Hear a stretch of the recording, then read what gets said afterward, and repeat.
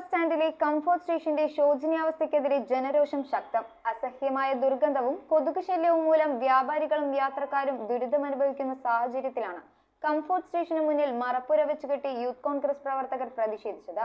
ഈ ദുരവസ്ഥയ്ക്ക് ശാശ്വത പരിഹാരം കാണുന്നതുവരെ സമരം തുടരുമെന്ന് യൂത്ത് കോൺഗ്രസ് കോതമംഗലം നിയോജക മണ്ഡലം പ്രസിഡന്റ് എൽദോസ് ഡാനിയൽ.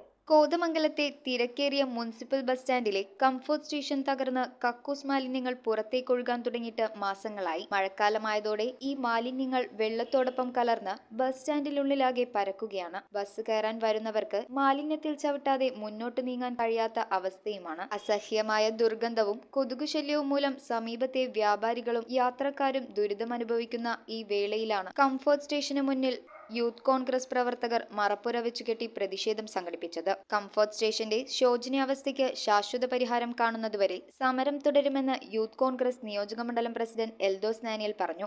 ഈ സ്ലാബുകളൊക്കെ തകർന്ന് ഇവിടെ കക്കൂസ് മാലിന്യം ഉൾപ്പെടെ റോട്ടിലേക്ക് ഒഴുകുന്ന ഒരവസ്ഥ, അത് രോഗാതുരമായ നിലയിൽ ഈ മാർക്കറ്റിൽ വരുന്ന ആളുകളെയും ഈ ബസ് സ്റ്റാൻഡിൽ വരുന്ന ആളുകളെ ഒക്കെ ബാധിക്കുന്ന രീതിയിൽ പൊതുവായ കക്കൂസ് മാലിന്യം ഉൾപ്പെടെ ഇതിനകത്തേക്ക് ഒഴുകുന്ന ഒരവസ്ഥ.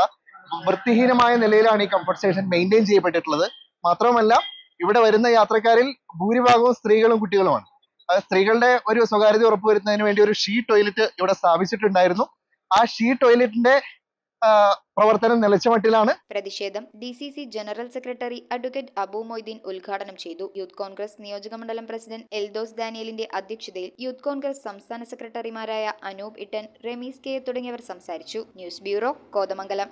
Would, modular, interior, steel, sofas എന്നീ ഫർണിച്ചറുകൾ ഒറ്റ ഫാക്ടറിയിൽ ഉൽപ്പാദിപ്പിക്കുന്ന ഏക സ്ഥാപനം.